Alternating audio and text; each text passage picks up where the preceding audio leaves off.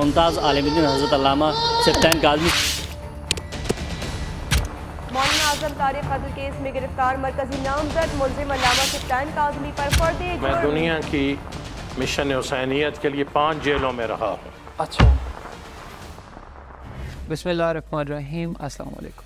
उम्मीद आप खैरियत से होंगे। अलमाज़ी टीवी के साथ मैं हूँ शौसफ अली और मुझे बहुत फ़ख्र है कि आज हमारे साथ एक ऐसी शख्सियत मौजूद है जो अपने अंदर एक पूरा इंसाइक्लोपीडिया है। मुझे जानकर बड़ी हैरत हुई कि इनकलाब ईरान के बाद पहली जो इकामत इशू की गई या स्टूडेंट वीज़ा इशू किया गया वो इनको किया गया।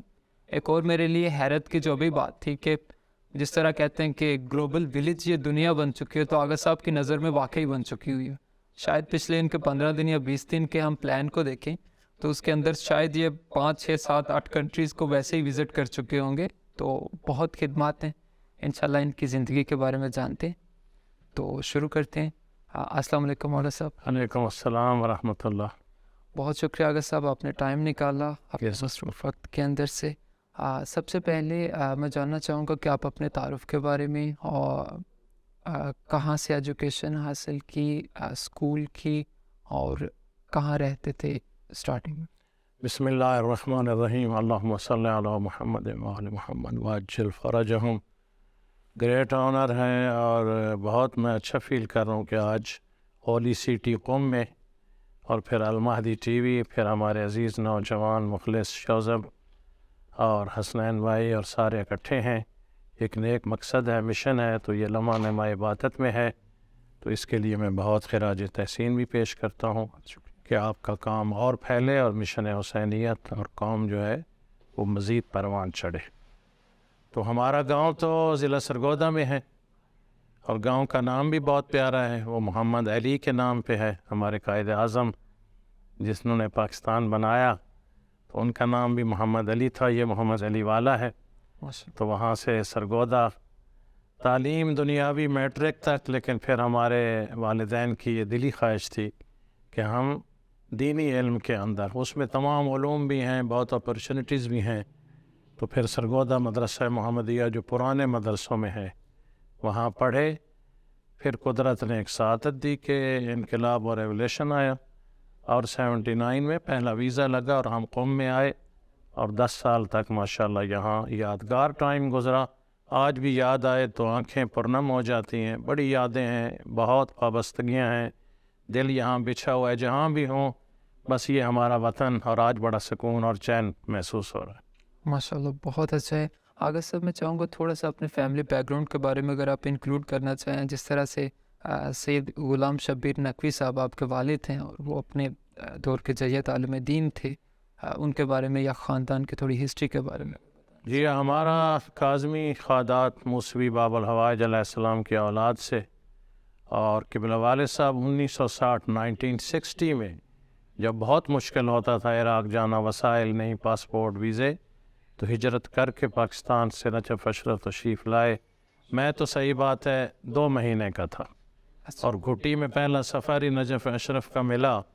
तो वो ऐसी घुटी मिली कि बस कौमी मिशन में परवाज़ और सफ़र और नेक मतलब कदम उठते रहते हैं, हमेशा बड़ा सुकून है। तो 5 साल तक वहाँ आयतुल्लाह सैयद मोहसिन हकीम तबातबाई अल्लाह मकामा और दीगर जय्यत जो उलमा मराज थे वहाँ से इल्म हासिल किया। फिर वापस जाकर अपना मदरसा कायम किया। फिर सरगोदा में कसर अल-कायम जो मरकज़ी इमाम बारगाह मस्जिद है उसको आबाद किया। 1988 में फिर दुनिया से उनकी रहलत हुई। फिर मैंने वहाँ पर अपने फ़राइज़ अंजाम दिए।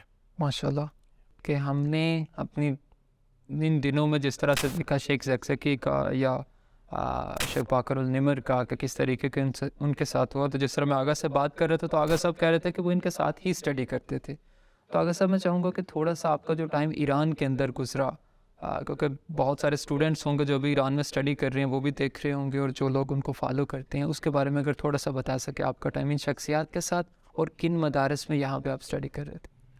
अज़ीज़ शौज़ब, वो बड़ा यादगार और बड़ा एक फ़ितरी और नेचुरल वक्त था, यानी कदरें, सकाफ़तें, मोहब्बतें, प्यार अरूज पे थीं।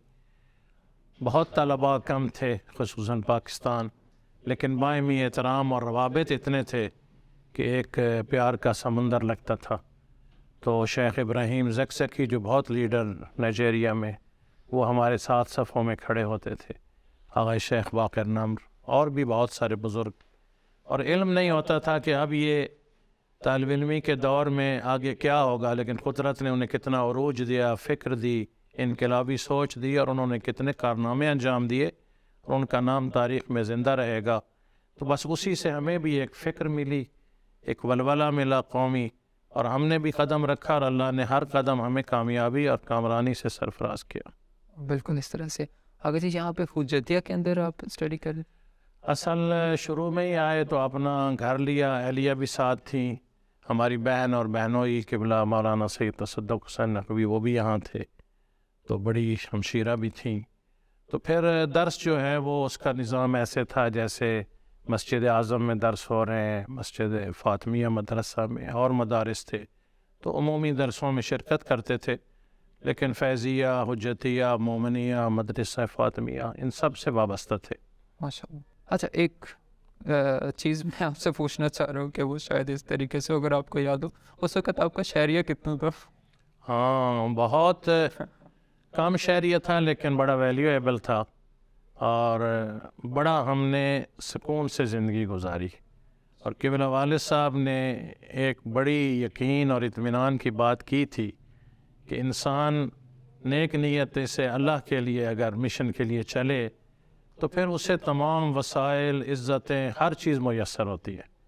ہم نے زندگی میں کہاں کمی اور تھوڑ نہیں دیکھی، اور یہاں بھی ہم نے اپنا گھر، اللہ نے ہمیں اپنی گاڑی بھی اس زمانے میں دی، اور بڑے سکون سے رہے، لوگوں سے بھی تعاون کیا، اپنی زندگی کو بھی بڑا پرآسائش لیکن روحانیت اور معنویت اور محبت کے ساتھ ہم نے زندگی بسر کی. بہت شکریہ آغا.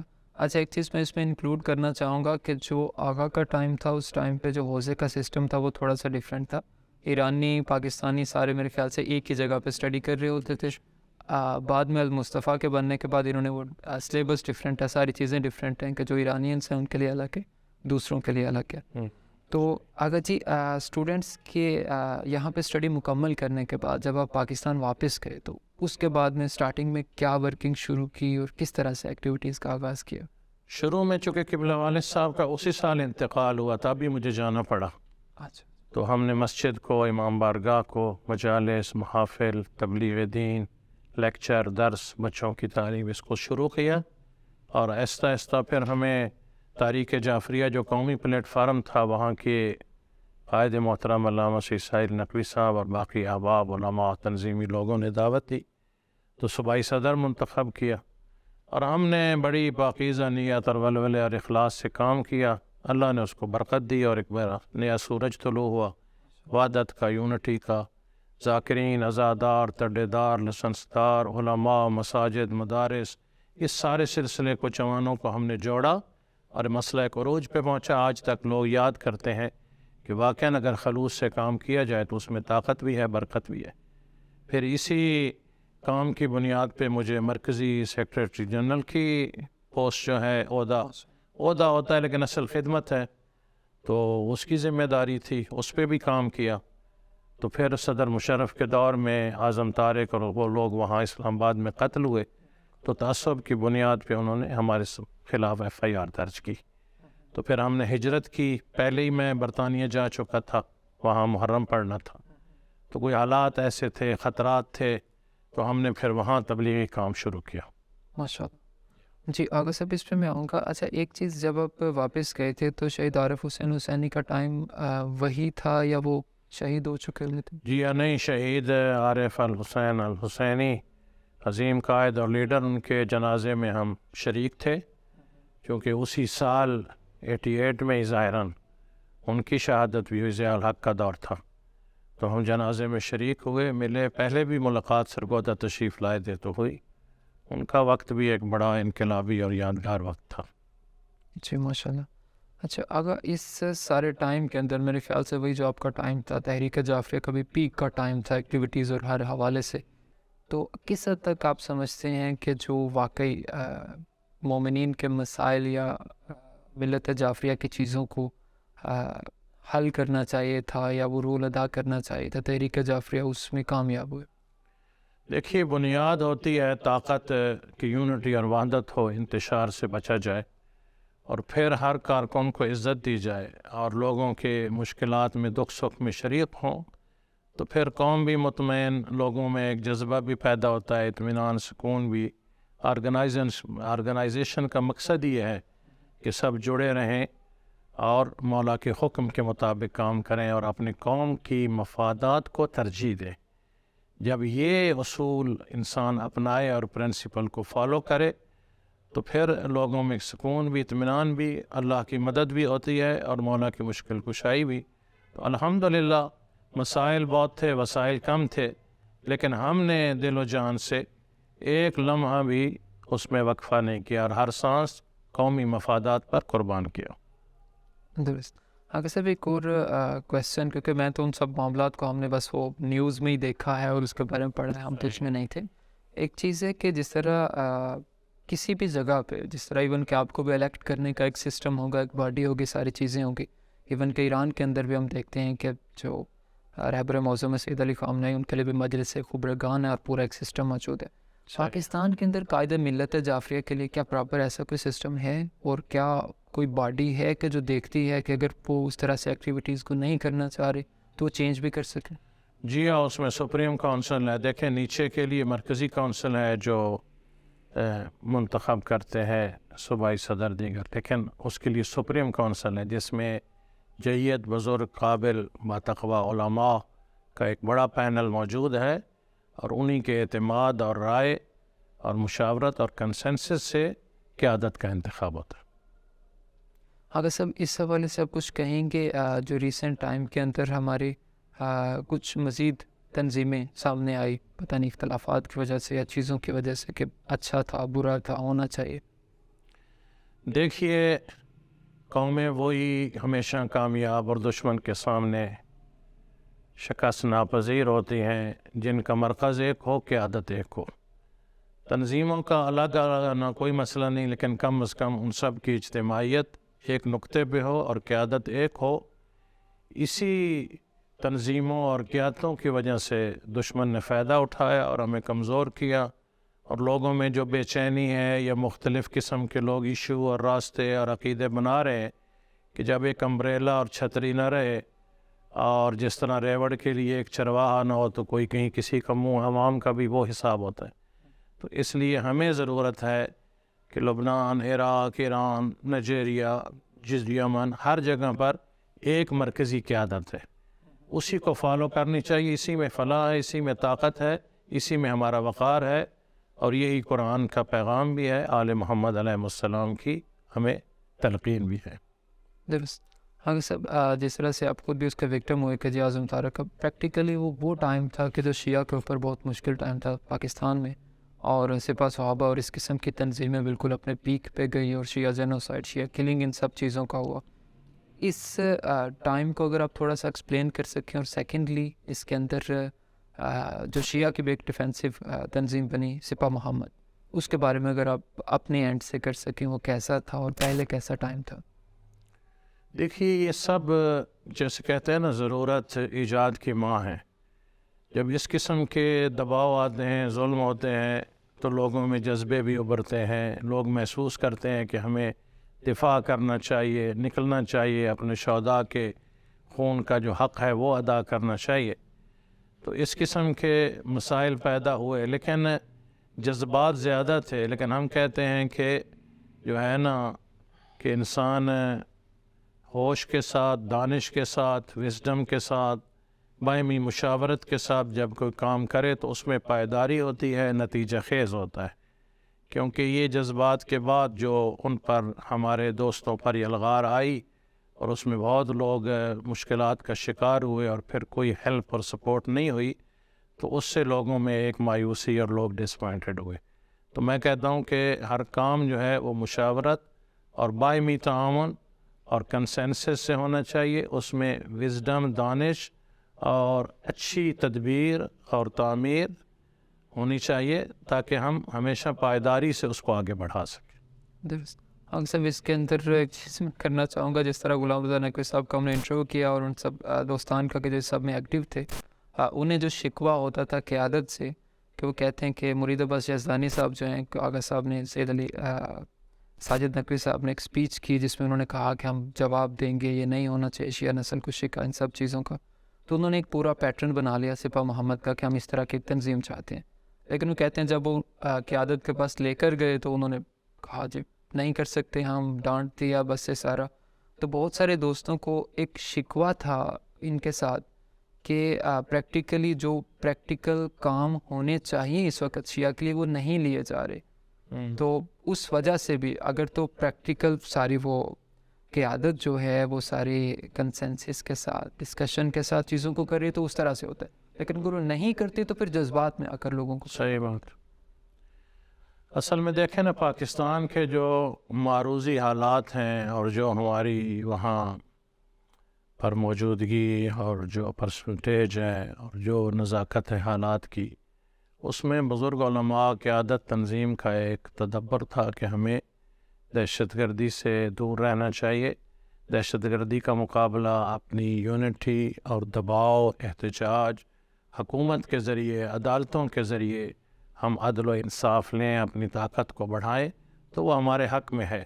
دیگر چیزیں وقتی ہوتی ہیں، بعد میں بہت مشکلات کا شکار. جیسے وہ لوگ دہشت گردی کرتے رہے، بعد میں فوج سے جنگ، ایجنسیوں سے، سیکورٹی فورسز سے، پھر ان کو کس طریقے تہس نہس کیا گیا، کیا دنیا میں یہ منظر آیا. تو اس لیے ہمارا چونکہ مکتب اہل بیت علیہ السلام ہے، ہمارے پاس بھی ایک خاص تدبیر ہے کہ تدبر اور تفکر کے ساتھ اس انداز میں آئیں کہ آپ کا دامن بھی ہر قسم کی نگیٹو چیزوں سے محفوظ رہے اور اپنا حق لینے کے لیے اپنی پیسفل طاقت کو میدان میں لائیں. ماشاء اللہ. اچھا اگر سب ابھی میں اسی پہ آؤں گا کہ جس طرح سے وہ کیا سچویشن تھی کہ جس طرح میرے خیال سے اعظم طارق کا قتل ہوا اور اس میں نومینیٹ کیا گیا آپ کو قبلہ ساجد نقوی کو، ان سب کو، تو وہ کیا سچویشن تھی اور کیا پاکستان کا سسٹم تھا، اور اس کے بارے میں تھوڑا ایکسپلین کر. دیکھیں وہ بھی ایک تعصب کی بنیاد پہ بڑی بیس لیس کہانی سٹوری انہوں نے بنائی، جس میں نواب امان اللہ سیال ہمارے ایم این اے تھے، ان کا نام بھی. لیکن یہ ایف آئی آر مشورے کی تھی کہ ہم لوگوں نے کوئی میٹنگ کر کے ایڈوائز کیا ہے لوگوں کو کہ ان کو قتل کریں. حالانکہ یہ سب جھوٹ کا پلندہ تھا. قائد محترم کا نام بھی، میرا بھی، نواب امان اللہ سیال بھی دنیا سے چلے گئے، انہوں نے بھی وہ کیس ٹرائل میں گئے اور الحمدللہ باعزت بری ہوئے. قائد محترم علامہ ساجد نقوی صاحب جیل میں بھی رہے، ٹرائل بھی ہوا، الحمدللہ پروقار اور عزت کے ساتھ بری ہوئے. وہ جھوٹے نکلے. اس کے بعد مجھے جب اریسٹ کیا تو پورے 10 مہینے مسلسل ٹرائل ہوا. میں اڈیالہ جیل میں تھا، اینٹی ٹیررزم کورٹ میں اسلام آباد ٹرائل ہوا. جو فریق تھا جنہوں نے جھوٹی سٹوری بنائی تھی ان کو پورا وقت دیا گیا، جج نے گواہ لائے، ثبوت، دلائل، لیکن سب جھوٹے نکلے.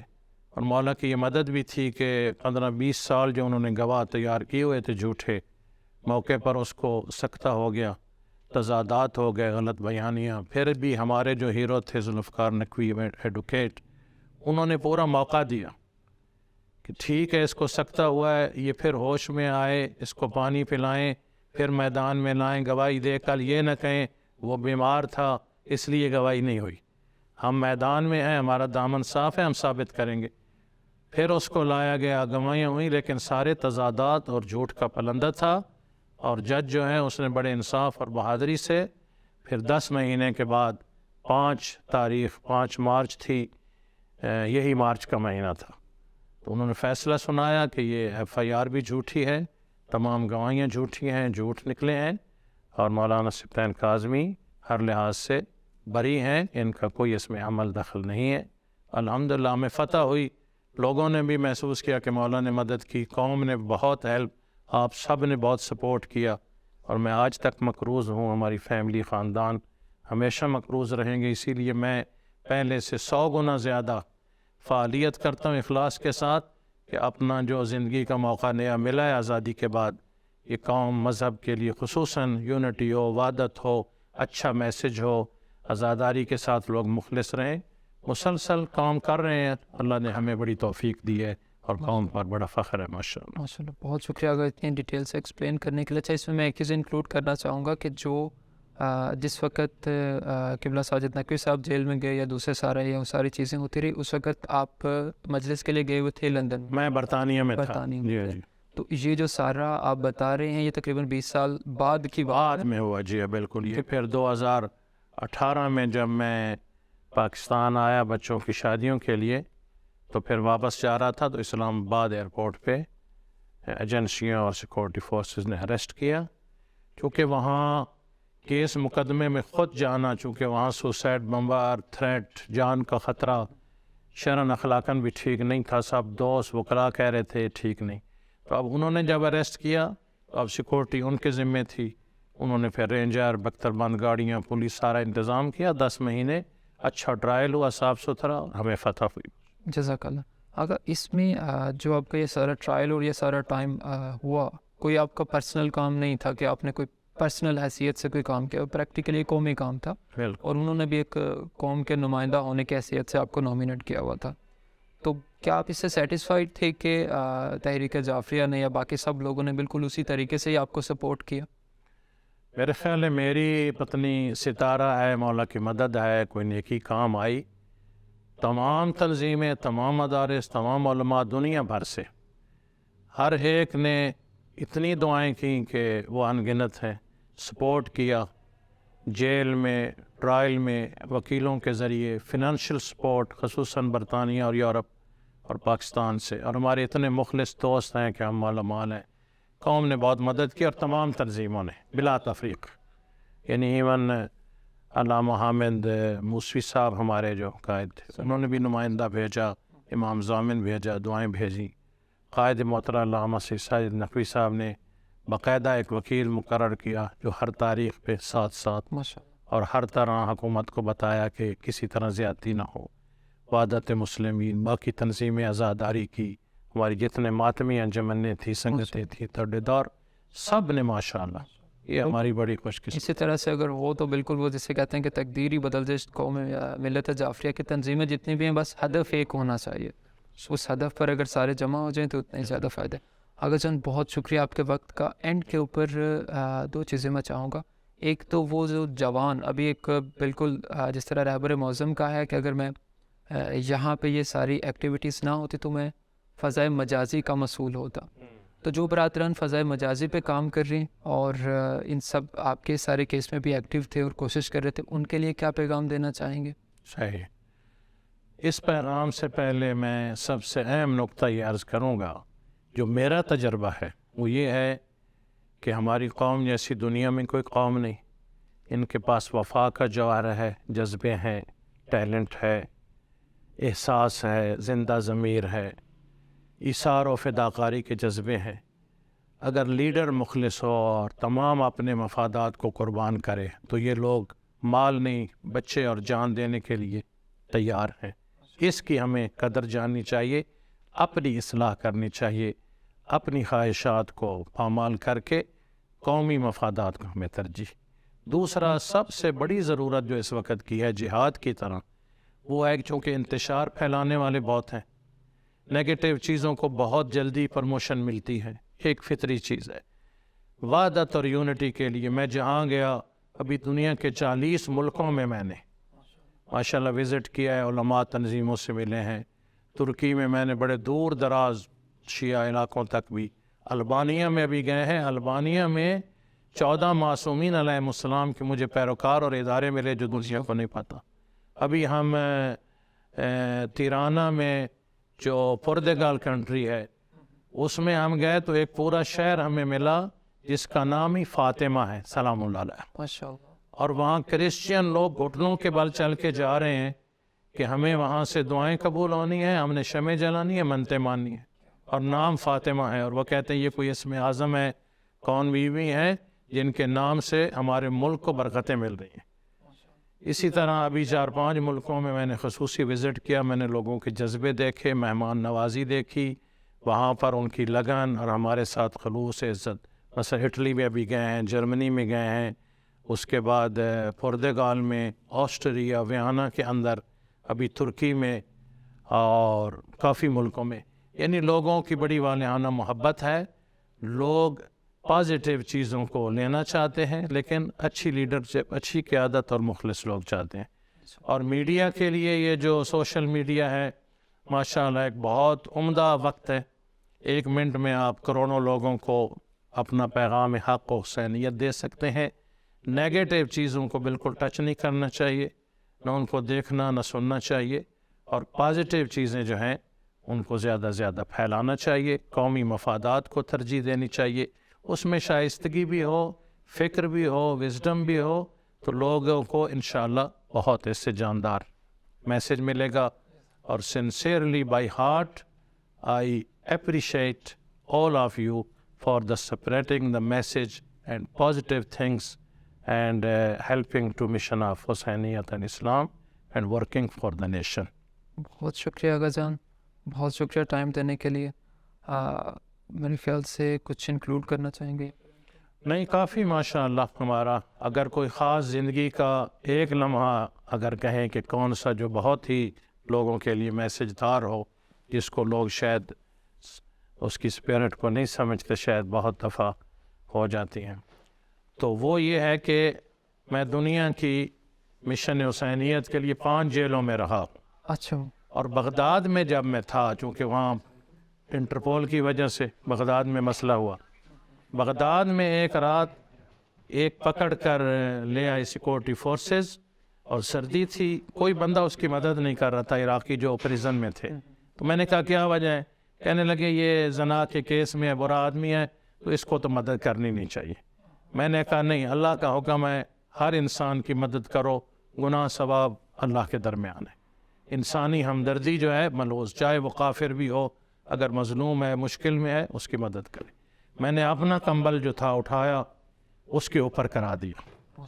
तो कुछ दोस्त नाराज़ हुए, मैंने उसको एक्सप्लेन किया। मैंने कहा एक शख्स आया, मौला के साथ जिसारत करता रहा, मौला घर में ले गए, मेहमान नवाजी की, सवारी दी। एक औरत कूड़ा किरकट फेंकती थी, हज़रत दुआ फरमाते थे। मैंने कहा ये है मोमिन का। उसका ये वारात मैंने कराया, मुद्दत से मैं वहाँ अंदर था जेल में। सुबह सवेरे परवाना आ गया कि इनको आज़ाद करके वापस बरतानिया भेजें। माशाअल्लाह। तो मैंने कहा ये एक जो अमल किया है ना एक बुरे इंसान के साथ अच्छी नीयत से, अल्लाह ने उसी के बदले में हमें आज़ादी और माशाल्लाह नेमतें। बगदाद में जेल में कैसे पहुंचा? बस ये 40 पे गए, इंटरपोल में नाम आया, और फिर ये कानूनी चीज़ें हैं, लेकिन खुदा ने फिर हमें वापस पहुंचाया। प्राइम मिनिस्टर ने, महाराजे ने, सब ने मदद की। वो पाकिस्तान की तरफ से नाम आया? हाँ, इंटरपोल में पूरी दुनिया में नाम था। चूँकि जब मैं पेश नहीं हुआ और बरतानिया में था, तो उसमें एक इंटरनेशनल वारंट जारी होते हैं, इस आदमी को इस केस में हमें मतलूब है, वापस ले आए। तो मैं एथेंस यूनान की जेल में भी रहा और जेलों में भी इसी इंटरपोल की, लेकिन हर जगह कानून ये था पाकिस्तान पहुँचाएँ। मौला चाहते थे नहीं, इन्हें वापस पहुँचाएँ अपने वक्त पे, इंशाल्लाह इनको विक्ट्री और बरी होंगे। तो ये लब्बैक या हुसैन अलैहिस्सलाम की बरकतें हैं, इंशाल्लाह ये जारी रहे। बहुत शुक्रिया आगा, बहुत शुक्रिया अदा करूँगा आगा का, कितनी मसरूफियात के अंदर से इन्होंने हमें टाइम दिया।